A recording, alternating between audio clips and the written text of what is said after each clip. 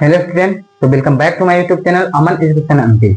चलिए आज हम बात करते हैं आपके DMLT 2025-26 syllabus MPMSC Jabalpur 2025-26 batch के बारे में बात करते हैं। और इसमें 24-25 बैच भी पढ़ सकते हैं, 23-24 बैच भी आ सकते हैं, क्योंकि सबका सिलेबस अभी सेम ही है और कोई चेंजेस नहीं आए हैं। Anatomy and physiology and biochemistry का हम दो चैप्टर को लेके चल रहे हैं और एक एक चीजें क्लियर करेंगे। और इसमें से जो चैप्टर मैं जो ये बता रहा हूँ सिलेबस, उसी के अकॉर्डिंग मैं एक एक चीजें एक एक दिन क्लियर करूंगा। तो आप लोग कंटिन्यू बने रहिएगा और जो चैनल पर नए हैं चैनल सब्सक्राइब कर लीजिएगा। चलिए देखते हैं एनाटॉमी एंड फिजियोलॉजी के बारे में।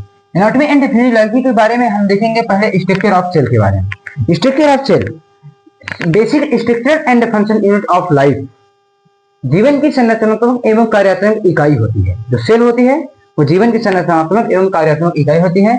इसकी खोज रॉबर्ट हुक ने सन 1865 ईस्वी में किया था। ठीक है। टिश्यू के बारे में, टिश्यू एक ऑर्गन होता है, इसमें हम टिश्यू कॉन्ट्रैक्शन के बारे में बात करते हैं, टिश्यू प्रोसेसिंग कैसे होती है इन सब के बारे में बात करते हैं। टिश्यू 4 टाइप के होते हैं, इसके अंदर कनेक्टिव टिश्यू 4 टाइप के टिश्यू होते हैं। इसमें हम इसके अंदर जब टिश्यू का चैप्टर पढ़ेंगे तो इसको देखेंगे। चलिए द सर्कुलेटरी सिस्टम के बारे में देखते हैं। द सर्कुलेटरी सिस्टम के अंतर्गत हार्ट एंड ब्लड वेसल के बारे में पढ़ते हैं। हार्ट जो होता है वो एक मुट्ठी के आकार का होता है, जिसका वेट मेल में 300 ग्राम एंड फीमेल में 250 ग्राम का होता है।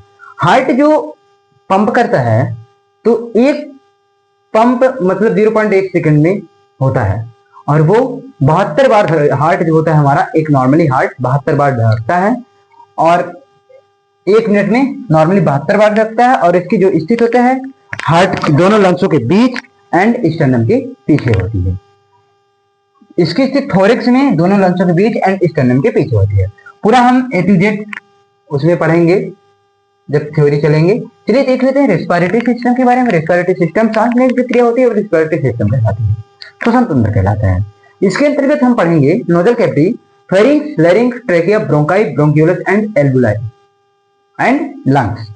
लंग्स के अंदर भी जो ब्रोंकाई, ब्रोंक्यूलस एंड एल्वुलाई होते हैं वो लंग्स के अंदर होते हैं। और जो एयर सेक होता है वो एल्वुलाई में होता है। लंग्स के अंदर एल्वुलाई पाया जाता है, उसमें एयर सेक होता है, उसे में एयर सेक भी कहते हैं। ट्रेकिया विंड पाइप होती है जो हमारी ये यहां से आती है, ट्रेकिया होगी, फिर ये लंग्स हो गया, फिर ब्रोंकाई, ब्रोंक्यूलस एंड एल्वुलाई।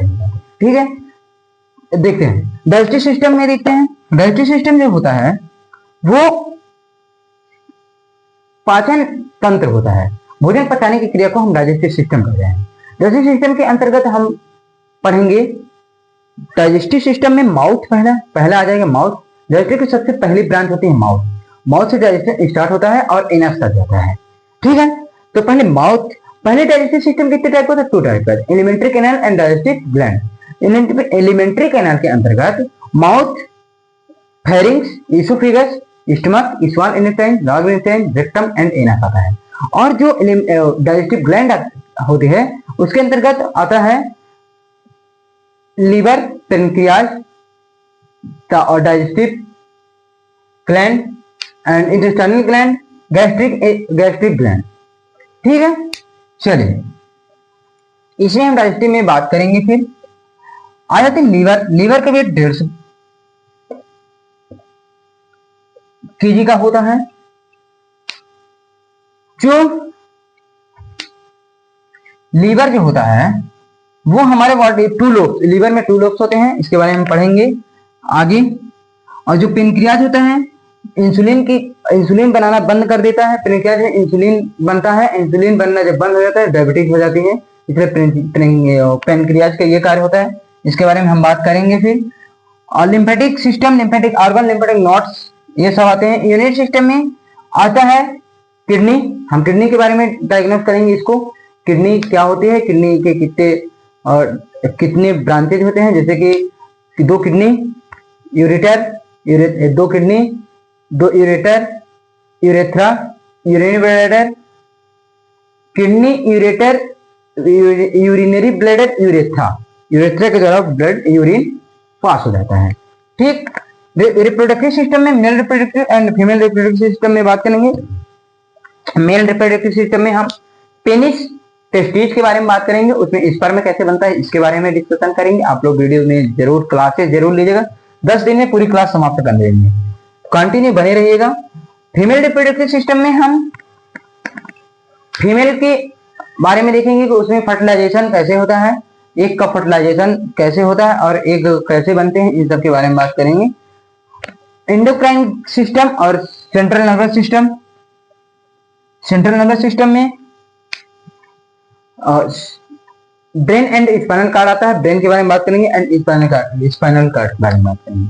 ठीक है, चलिए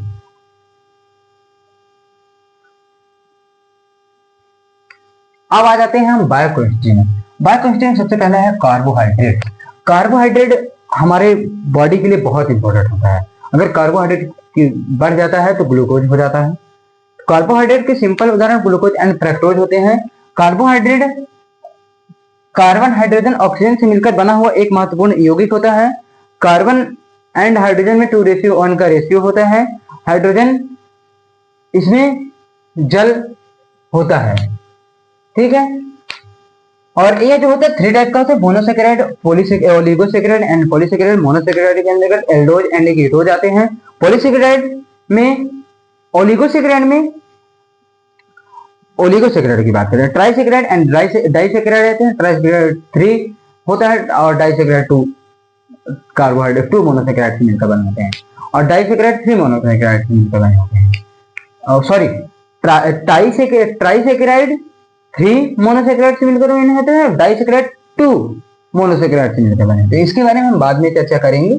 और ओलिगोसेकेराइड फिर क्या होता है, पॉलीसेकेराइड। पॉलीसेकेराइड में हम बात करते हैं, पॉलीसेकेराइड जो होता है ये बहुत इंपॉर्टेंट भी होता है और इसमें 2 टाइप, इसमें से हमारे क्वेश्चन आ जाते हैं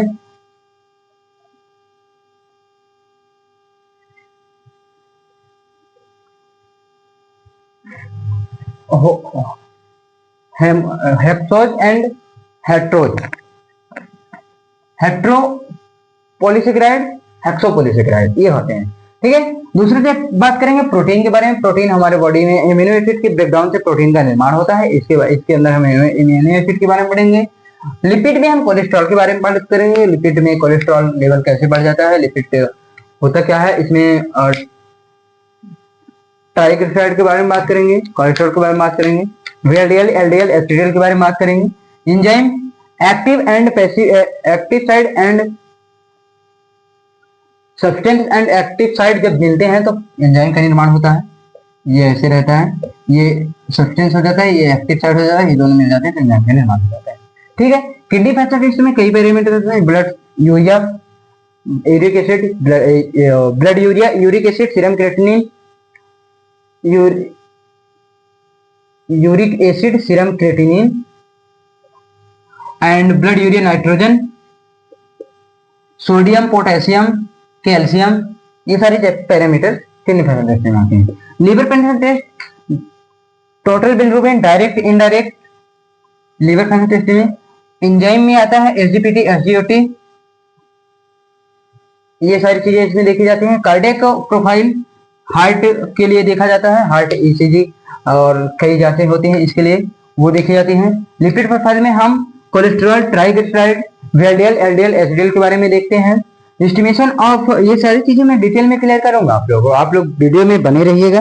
फिर आ जाता है ब्लड शुगर के बारे में बात करेंगे, ब्लड यूरिया के बारे में बात करेंगे, ब्लड कोलेस्ट्रॉल, सीरम कोलेस्ट्रॉल के बारे में बात करेंगे, serum acid, uric acid, serum creatinine, defined serum enzyme, ठीक है। That's all clear.